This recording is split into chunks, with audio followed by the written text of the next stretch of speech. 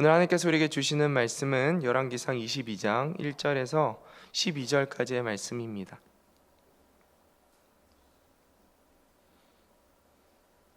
우리 한 절씩 교독하고 마지막 12절 말씀 함께 읽도록 하겠습니다. 아람과 이스라엘 사이에 전쟁이 없이 3년을 지냈더라. 셋째 해에 유다의 여호사밧 왕이 이스라엘의 왕에게 내어가매 이스라엘 왕이 그의 신하들에게 이르되 길랏 라못은 본래 우리의 것인 줄을 너희가 알지 못하느냐? 우리가 어찌 아람의 왕의 손에서 도로 찾지 아니하고 잠잠히 있으리요 하고 여호사밧에게 이르되 당신은 나와 함께 길랏 라못으로 가서 서시겠느냐? 여호사밧이 이스라엘 왕에게 이르되 나는 당신과 같고 내 백성은 당신의 백성과 같고 내 말들도 당신의 말들과 같으니이다. 여호사밧이 또 이스라엘의 왕에게 이르되 청하건대 먼저 여호와의 말씀이 어떠하신지 물어보소서. 이스라엘의 왕이 이에 선지자 400명쯤 모으고 그들에게 이르되 내가 길랏 라못에 가서 싸우랴 말랴. 그들이 이르되 올라가소서. 주께서 그 성읍을 왕의 손에 넘기시리이다. 여호사밧이 이르되 이 외에 우리가 물을 만한 여호와의 선지자가 여기 있지 아니하니이까. 이스라엘의 왕이 여호사밧 왕에게 이르되 아직도 이물라의 아들 미가야가 한 사람이 있으니 그로 말미암아 여호와께 물을 수 있으나 그는 내게 대하여 길한 일은 예언하지 아니하고 흉한 일만 예언하기로. 여호사밧이 이르되 왕은 그런 말씀을 마소서. 이스라엘의 왕이 한 내시를 불러 이르되 이물라의 아들 미가야를 속히 오게 하라 하니라. 이스라엘의 왕과 유다의 여호사밧 왕이 왕복을 입고 사마리아 방문 어기 광장에서 각기 왕자에 앉아 있고 모든 선지자가 그들의 앞에서 예언을 하고 있는데 그나아나의 아들 시드기야는 자기를 위하여 철로 뿔들을 만들어 가지고 말하되 여호와의 말씀이 왕이 이것들로 아람 사람을 찔러 진멸하리라 하셨다 하고 모든 선지자도 그와 같이 예언하여 이르기를 길랏 라못으로 올라가 승리를 얻으소서. 여호와께서 그 성읍을 왕의 손에 넘기시리이다 하더라. 아멘. 네. 오늘 열왕기상 말씀을 계속해서 보고 있는데요. 16장 29절부터 오늘 읽었던 이 말씀 전 21장까지는 북이스라엘의 7대 왕이었던 이 아합 왕의 악행과 그에 따른 하나님의 심판에 대해서 기록하고 있습니다. 그리고 오늘 본문은 이 아합 왕이 비극적인 이 심판, 이 죽음을 맞이하게 되는 그 사건의 전말, 그 배경을 기록하고 있는데요. 1절 말씀입니다. 아람과 이스라엘 사이에 전쟁이 없이 3년을 지냈더라.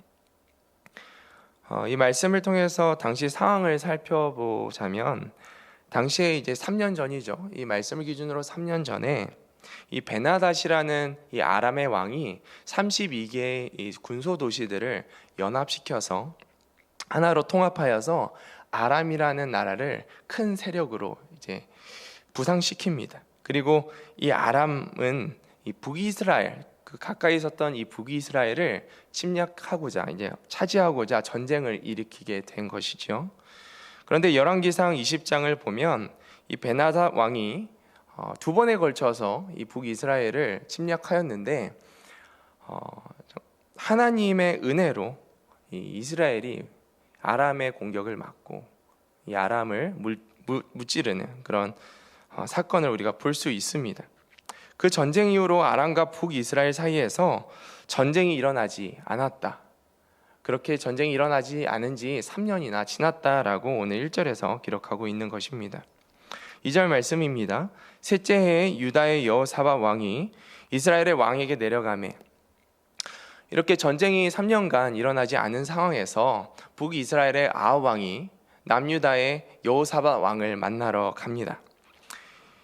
이 구절은 이 북이스라엘과 이 남유다가 벌써 이제 동맹의 관계 가운데 있었다라는 것을 우리가 생각할 수 있습니다. 사실 말씀을 계속 읽다 보면 이 분열 왕국 솔로몬 이후에 르호보암과 여로보암으로 갈라지는 이 분열 왕국에서부터 계속적으로 이 두 왕국 사이에서 싸움이 있었다라는 것을 우리가 말씀을 통해서 볼 수 있습니다. 그런데 지금은 이제 동맹 관계에 있었다라는 거예요. 왜 이들이 동맹 관계에 있었을까? 그 이유는 주변에 있었던 이 강대국 아람과 이 아수르에 의해서 그들이 자신들을 지키기 위해서 동맹 관계를 이제 맺었다라는 것이죠. 이러한 상황에서 이제 아하 왕이 여호사밧을 찾아갔는데 그 여호사밧을 찾아간 이유에 대해서 3절이 기록하고 있습니다. 이스라엘의 왕이 그의 신하들에게 이르되 길랏 라못은 본래 우리의 것인 줄을 너희가 알지 못하느냐. 우리가 어찌 아람 왕의 손에서 도로 찾지 아니하고 잠잠히 있으리요 하고, 아하 왕이 여호사밧 왕에게 말합니다. 길랏 라못은 원래 하나님께서 우리에게 주신 이스라엘 땅이다. 이 이스라엘 땅을 되찾고자 남유다의 이 여호사밧 왕을 찾아간 것입니다. 자신의 힘으로는 이것을 빼앗을 수가 없으니까 우리가 동맹 관계 가운데 있으니 함께 힘을 모아서 이 아람으로부터 이 길랏 라못이라는 땅을 다시 탈환해 오자라고 이야기하는 것이죠. 길랏 라못은 어떠한 지역인지 이제 신명기 4장 43절에도 기록하고 있는데, 길랏 라못은 원래 이스라엘 땅이었다라는 거예요.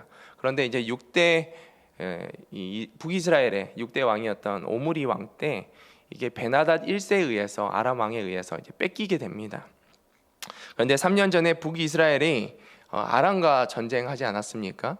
이 말씀을 기준으로 3년 전에 아람과 이 북이스라엘 전쟁에서 크게 이제 아람이 이제 지게 되면서 당시에 죽을 위기에 처하였던 이 베나닷 2세가 자신의 목숨을 이제 이어가기 위해서, 연명하기 위해서 내가 당신이 나를 살려주면, 북이스라엘에게 이제 요청을 하는 것이죠. 당신이 나를 살려주면 이 길랏 라못을 포함한 이스라엘의 모든 땅, 자신 이 아람에서 탈취하였던 이 모든 땅을 돌려주겠다고 약조를 한 바가 있습니다.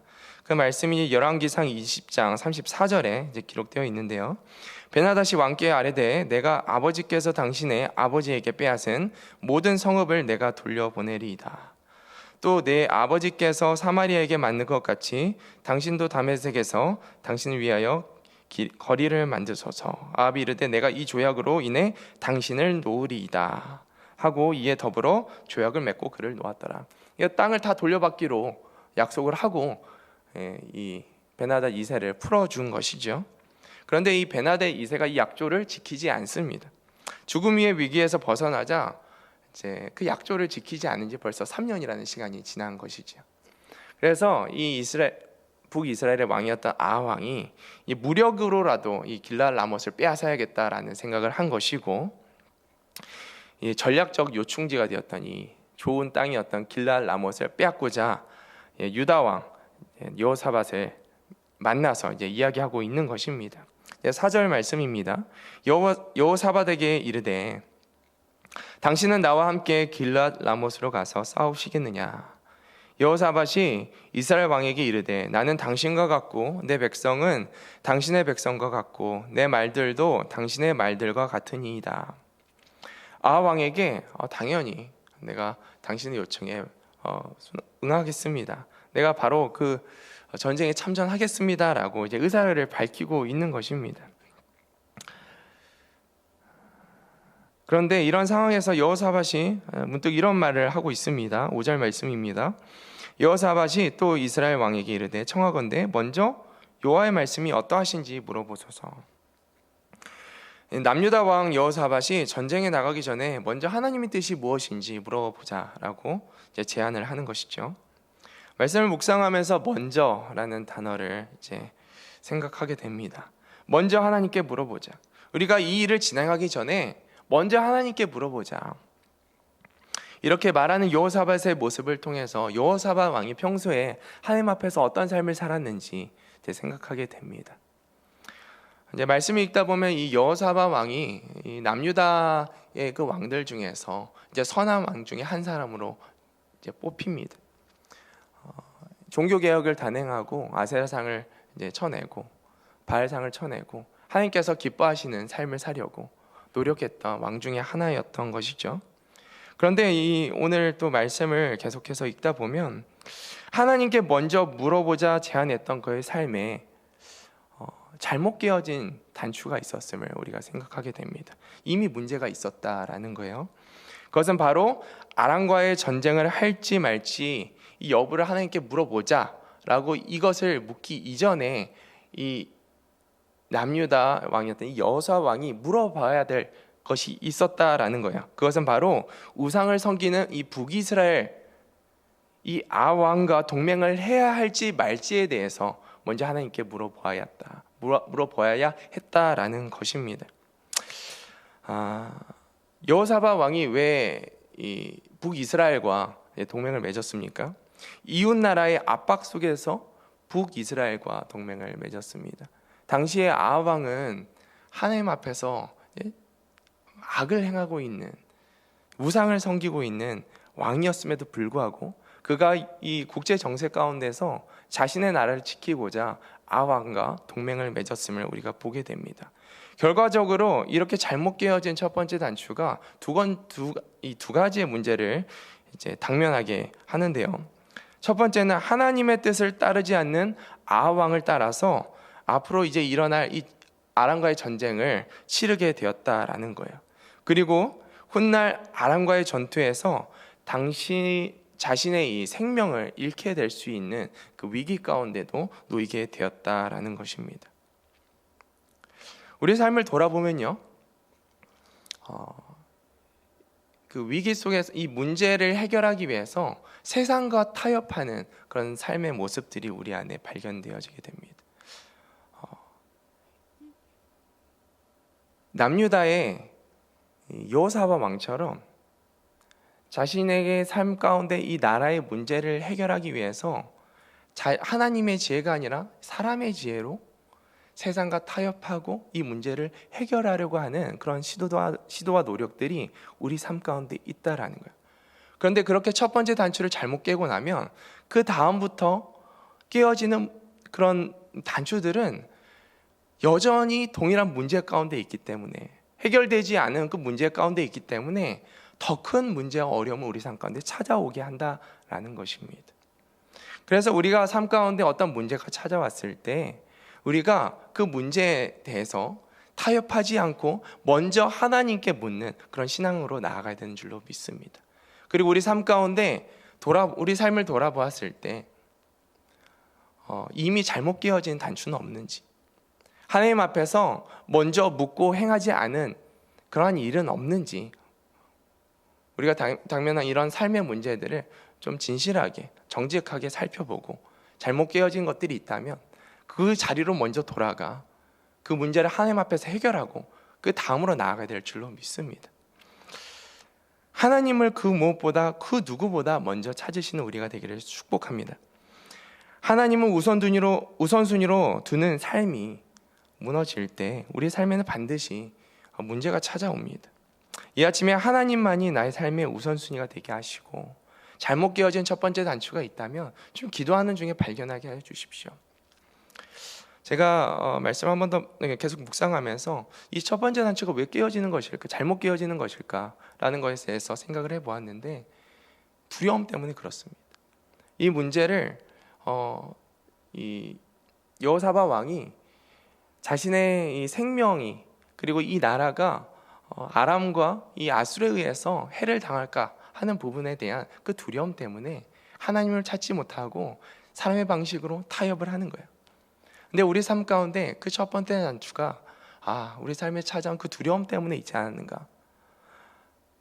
만약에 이제 그 두려움이 있다면 하나님, 그 두려움을 하나님 앞에 내려놓습니다. 두려워하지 말라 말씀하시는 하나님의 음성을 듣고 하나님 그것들을 붙들고 나가는 믿음 우리 안에 주시옵소서라고 기도하는 우리 모두가 되기를 축복합니다. 6절 말씀입니다.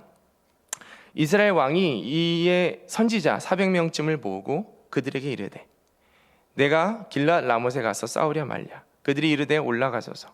주께서 그 성읍을 왕의 손에 넘기시리이다. 아합 왕은 하나님의 뜻을 먼저 묻자는 여호사밧 왕의 의견을 듣고 하나님의 뜻을 물을 선지자 400명을 모았습니다. 그리고 이제 묻고 있는 것이죠. 내가 길랏 라못에 가서 싸워도 되겠는가? 그러자 선지자 400명이 모두가 입을 모아서 한 가지 말을 합니다. 하나님께서 그 성을 왕에게 넘길 것이다. 우리가 여기서 질문할 수 있는 것은 그 400명이 하나님의 선지자였는가에 대한 부분입니다. 왜냐하면 그 예언을 같이 듣고 있는 이 여호사밧 왕이 아합에게 이 400명이 아니라 하나님의 선지자는 없는가에 대해서 그 다음 절에 질문하고 있기 때문입니다. 7절 말씀입니다. 여호사밧 왕이 이르되 이 외에 우리가 물을 만한 여호와의 선지자가 여기 있지 아니하나이까. 400명이 하나님의 선지자인지 아닌지는 이 말씀에 기록되어 있지 않습니다. 그런데 분명한 것은 여호사밧 왕은 그 400명이 참 못 믿어 보였던 것 같습니다. 그 하나님의 선지자가 아닌 것 같이 보이는 그 선지자들을 두고 그 선지자들의 예언을 듣고도 자신은 하나님의 선지자가 없는지 이제 찾고 있는 것이죠. 이 여호사밧 왕의 질문에 아합 왕이 이렇게 대답합니다. 8절 말씀입니다. 이스라엘 왕이 여호사밧 왕에게 이르되 아직도 이물라의 아들 미가야 한 사람이 있으니 그로 말미암아 여호와께 물을 수 있으나 그는 내게 대하여 길한 일은 예언하지 아니하고 흉한 일만 예언하기로 내가 그를 미워하나이다. 여호사밧이 이르되 왕은 그런 말씀을 마소서. 하나님의 선지자를 찾는 여호사밧에게 아합은 미가야라는 하나님의 선지자가 있다 라고 이제 대답을 해줍니다. 그런데 이 선지자에 대한 불편한 감정을 지금 아합 왕이 표출하고 있습니다. 이 선지자는 이 미가야라는 사람은 자신에게 길한 예언, 그러니까 좋은 말은 해주지 않고 좋지 않은 말만 예언한다라는 거예요. 다시 해석하면 자신은 좋은 말만 듣고 싶다라는 거예요. 이거 얼마나 어리석은 생각입니까? 하나님의 뜻을 묻는데 자신은 자신이 듣기에 좋은 말만 듣고 싶다라고 이야기하고 있는 것입니다.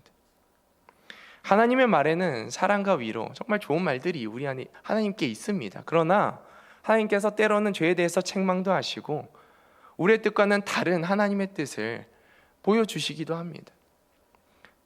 예수님도 그 십자가 앞에서 나의 뜻대로 마시고 하나님 뜻대로 하시옵소서라고 그 고통 앞에서 하나님의 뜻을 따라 사는 모습들을 보게 됩니다.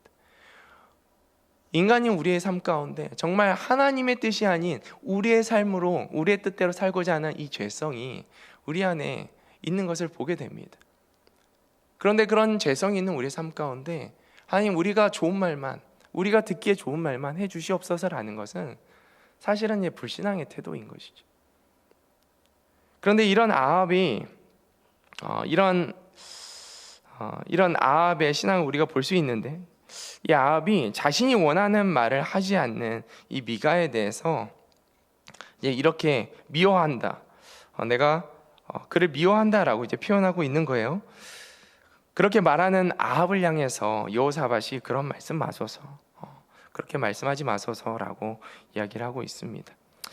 하나님 오늘 이 말씀을 통하여서 자신이 원하는 말만, 내가 원하는 말만을 듣기를 바라고 듣기 싫은 말에 대하여는 귀를 닫는 이 아합의 신앙의 모습이 우리 안에 없는지 돌아보라고 말씀하십니다. 선지자 요나가 생각납니다. 니느웨로 가서 너는 그들에게 회개하라고 외쳐라. 적국 니느웨에 가서 회개하라고 외치는 것이 얼마나 싫었으면 이 선지자 요나가 귀를 닫고 다시스로 갑니다. 그로 인해서 그가 얼마나 이제 고생을 합니까? 하나님의 뜻에 대한 불순종은 우리를 고난과 하나님의 심판으로 이끌어갑니다. 하나님의 말씀을 취사 선택하는 이 아합의 태도가 우리 삶 가운데 끊어지기를 축복합니다.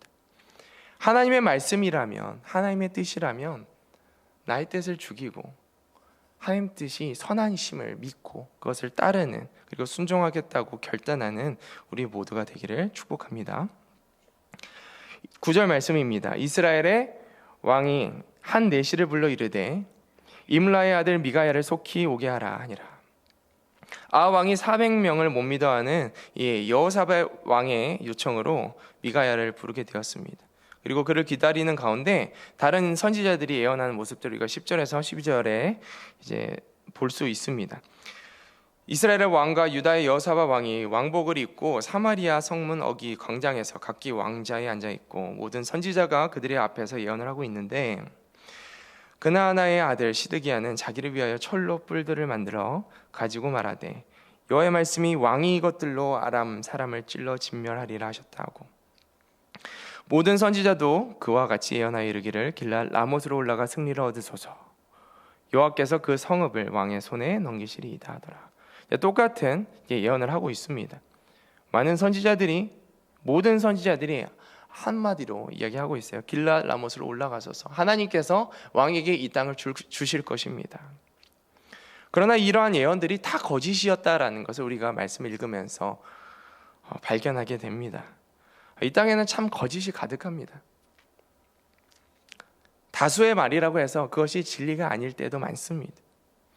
그 거짓을 믿고 수많은 사람들이 그 거짓을 따르며 사망의 길로 걸어가는 것을 우리가 보게 됩니다.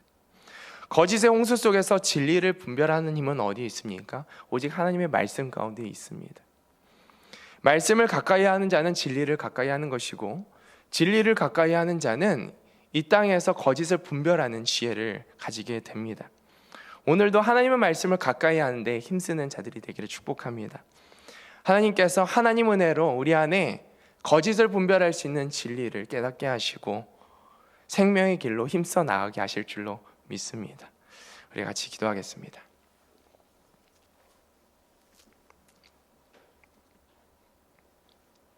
하나님, 이 아침에 우리의 잠을 깨우시고 하나님의 말씀 앞으로 나아가 하나님의 음성을 듣게 하시며 감사를 드립니다. 하나님이 아닌 다른 것이 우리 삶의 우선순위가 되어 있습니까? 우리가 두려움으로 인하여서 잘못 깨어진 단추가 있다면 주님 바로잡게 하여 주시옵소서.